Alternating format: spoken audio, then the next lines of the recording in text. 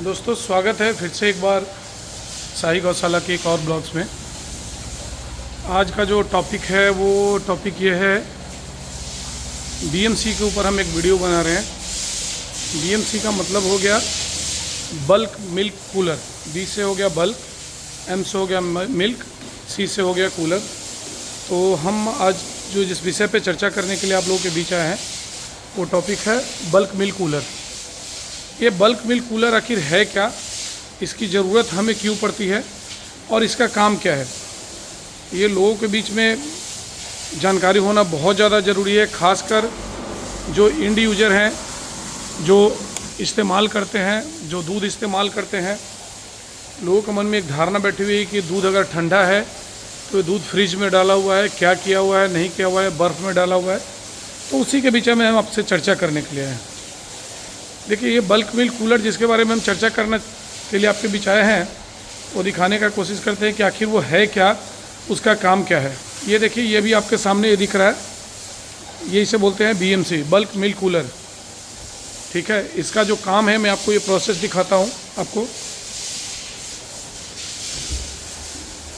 ये देखिए, ये पूरी तरह से अंदर से इसमें एक लेयर बना हुआ था, ये पूरी तरह से, ये देखिए, ये पूरी तरह से अभी खाली है, अभी इसका इस्तेमाल नहीं हुआ है। और ये जो परत देख रहे हैं, ये जो साइड देख रहे हैं, ये जो दीवार देख रहे हैं, ये सब में अंदर से पफिंग किया गया है ताकि दूध के टेम्परेचर को ठंडा करके रखे और दूध के क्वालिटी को बरकरार करके रखे। मेनली इसका काम क्या है कि जब हम इसमें ताज़ा दूध, फ्रेश दूध जब गाय के थनों से निकालते हैं, मिल्किंग करते हैं मशीन से या हैंड मिल्किंग, जो भी लोग करता है, तो वो दूध निकालने के बाद जिस समय हम दूध निकालते हैं वो उस समय एटलीस्ट 30 से 32 डिग्री टेम्परेचर के आसपास, हो सकता है थोड़ा ज़्यादा हो या थोड़ा कम भी हो, लेकिन जनरली 30 से 32 डिग्री मिल्क का टेम्परेचर होता है। से दूध को हम निकालते हैं और उस दूध को लेकर के सीधे हम यहाँ पे इस बीएमसी के अंदर डालते हैं। और बीएमसी के अंदर डालने जब हम दूध को डाल देते हैं तो देखिए, यहाँ पे मैं ऑन कर रहा हूँ, दिखा रहा हूँ। ये देखिए, ये बीएमसी अब ऑन हो गया। ये ऑन हो गया तो ऑन होने के बाद यहाँ पे ना एक टेम्परेचर जैसा दिख रहा है, ये 26 डिग्री अभी ये सेंस कर रहा है। दूध डालने के बाद सेंस करता है, तो ये टेम्परेचर अभी ले रहा है 26 डिग्री। मतलब जैसा मैंने आपको बताया कि ताज़ा दूध अगर है तो 30 डिग्री के आसपास उसका टेम्परेचर रहता है। जब उस टेम्परेचर में दूध को हम डालते हैं, इसके अंदर यहाँ पे एक मशीन लगा हुआ है, इसको एजिटेटर बोलते हैं, इसको हम ऑन करते हैं। तो ये आप देखिए, ये एक अंदर, इसके अंदर एक पंखी लगा हुआ है जिसका काम सिर्फ और सिर्फ इस दूध के, इसके अंदर जो दूध रखा गया है उसके दूध को मिलाते रहना है, घुमाते रहना है। इसका काम क्यों है मिलाते रहना और घुमाते रहना? अभी मैंने इसको बंद किया ताकि दूध एक जगह इकट्ठा हो करके दूध जमे नहीं। और ये जो आप देख रहे हैं टेम्परेचर, इसको खुद से काम है ये सेंस करने के बाद कि जैसे आपका वॉशिंग मशीन चलता है उसी हिसाब से ये सेंस करता है कि दूध का टेम्परेचर कितना है। और उस टेम्परेचर के बाद ये देखिए, इसके आगे एक आप देखेंगे ये कंप्रेसर लगा हुआ है जो आपके घर में एसी में लगा हुआ होता है। ये देखिए, अभी आप देखिए इसका कंप्रेसर भी ऑन हो गया। तो ये कंप्रेसर जब ऑन हो जाएगा तो इसका टेम्परेचर धीरे धीरे डाउन होना, मतलब इन द सेंस कि दूध को ये धीरे धीरे ठंडा करना शुरू करेगा। दूध को धीरे धीरे ठंडा करेगा। 3 डिग्री मैंने इसमें टेम्परेचर सेट करके रखा हुआ है, चूँकि 3 डिग्री टेम्परेचर तक में जो दूध का क्वालिटी है वो एज इट इज़ रहता है, बिल्कुल एकदम ताज़े दूध की तरह, नेचुरल दूध की तरह रहता है। उसके दूध को, एक क्वालिटी को ख़राब नहीं होने देता है। ठीक है, इसके अंदर का जो बैक्टीरिया है वो बैक्टीरिया भी एज इट इज़ रहता है, बैक्टीरिया मरता नहीं है। अब बैक्टीरिया के ऊपर अगर चर्चा करेंगे तो फिर लंबा हो जाएगा।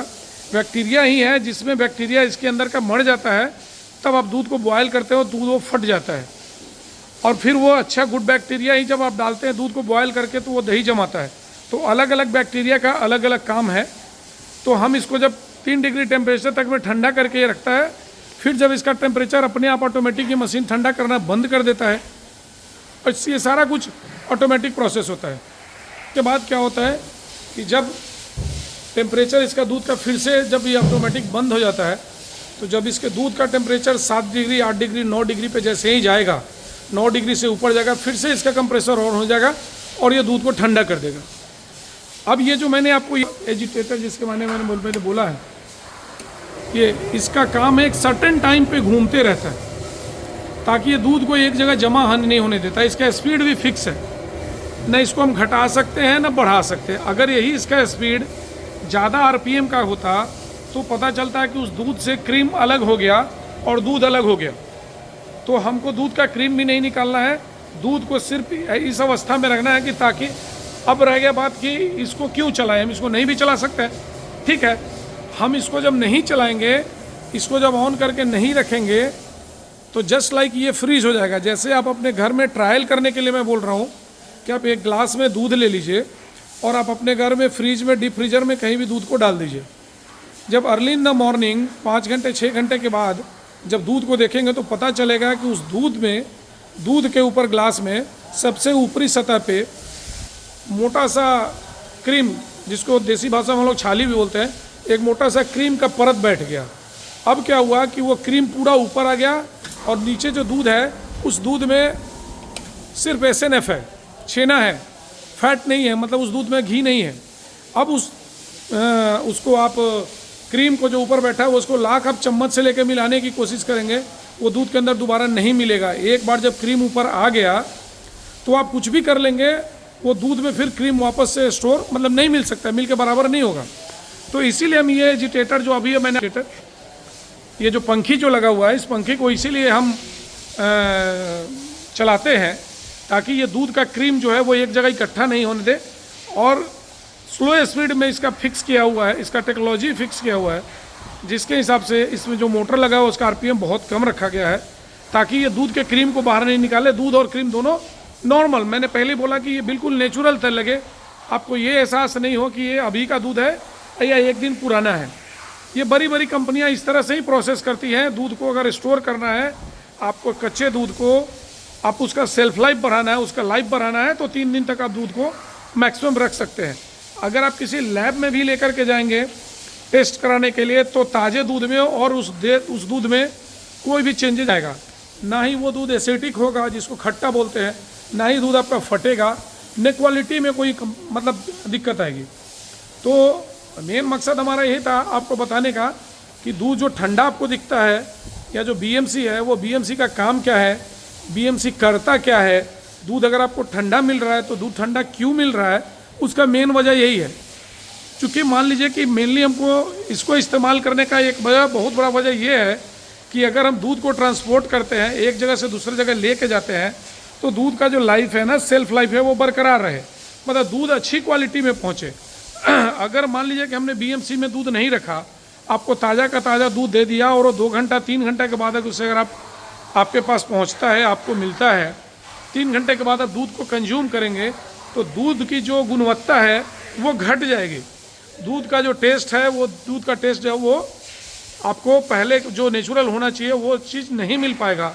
हो सकता है कि जिसके बारे में मैं आपको बोल रहा था, फैट, घी, क्रीम, वो उतना अच्छा क्रीम नहीं है, हो सकता है कि दूध आपका फट भी सकता है।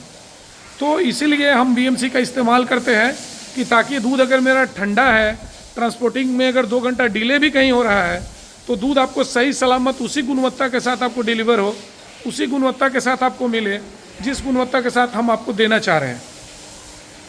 तो हमारा मेन मुख्य उद्देश्य यही है। आप अपने दिमाग में भ्रम ना पालें कि दूध ठंडा है तो ऐसा तो नहीं कि बर्फ़ जमा करके दूध में दिया जा रहा है और उसमें बर्फ़ रखा जा रहा है, ऐसा कुछ नहीं किया जा रहा है। इवन हमको दूध ठंडा करके देने से अगर फिनेंशियली बात बोले, प्रोफेशनली बोले, तो हमको लॉस है। दूध जब ठंडा होगा दैट मीन्स दूध गाढ़ा होगा। जो 1 लीटर दूध है जब वो गाढ़ा होगा, ठंडा होने के बाद दूध जब गाढ़ा होगा, तो अगर मैं 100 लीटर BMC में दूध डालता हूँ तो हो सकता है कि 1 लीटर 2 लीटर में दूध शॉर्ट कर जाए, क्योंकि दूध वो गाढ़ा होगा। तो जब गाढ़ा होगा तो ऑब्वियस है कि उसका थिकनेस बढ़ेगा, थिकनेस बढ़ेगा तो उसका फैट SNF बढ़ेगा। लेकिन चलिए, मैं वो कंप्रोमाइज़ करने के लिए तैयार हूँ, लेकिन मेरे जो ग्राहक हैं, जो मुझसे दूध लेते हैं, जिनका विश्वास मेरे ऊपर है, तो आप अपने विश्वास को बिल्कुल मेरे साथ बरकरार रखिए, विश्वास को बनाए रखिए कि मैं आपको कहीं से आपके साथ कुछ गलत नहीं होने दूंगा जब तक मैं ज़िंदा हूँ। जो लेट होता है दूध जाने में, दूध पहुँचने में जो लेट होता है, उसी के पीछे आज का ये वीडियो बनाने का मेरा मकसद वही था। अभी आप देखिए, आप लोग को लगता है कि कभी आप लोगों ने शायद मेरा गौशाला का देखा नहीं होगा या नहीं देखा होगा, तो हमारा चैनल है शाही गौशाला के नाम से, उसको आप सब्सक्राइब करिए और हमारे फार्म से रिलेटेड लेटेस्ट वीडियो आपको मिलता रहेगा। और सब्सक्राइब करिए और कमेंट के माध्यम से बताइए कि नहीं भाई ये चीज़ हमको महसूस हो रहा है, या सही हो रहा है, ताकि हमारा और ज़्यादा हम अपने सर्विसेज को बढ़ाएं और गुणवत्ता बढ़ाएं। ये हमारी यहाँ की सारी गैया है जो आप देखने की कोशिश करेंगे। सारी गैया का धुलाई का कार्यक्रम अभी चल रहा है। अभी थोड़ी गंदी आपको दिख रही होगी, लेकिन एक तरफ से वहाँ देख रहे हैं, वहाँ धुलाई का काम चल रहा है। आप लोग को लगता हो कि बच्चे का क्या करते हैं, देखिए ये हमारे पास छोटे छोटे बच्चे भी हैं, ये हमारे छोटे बच्चे हैं।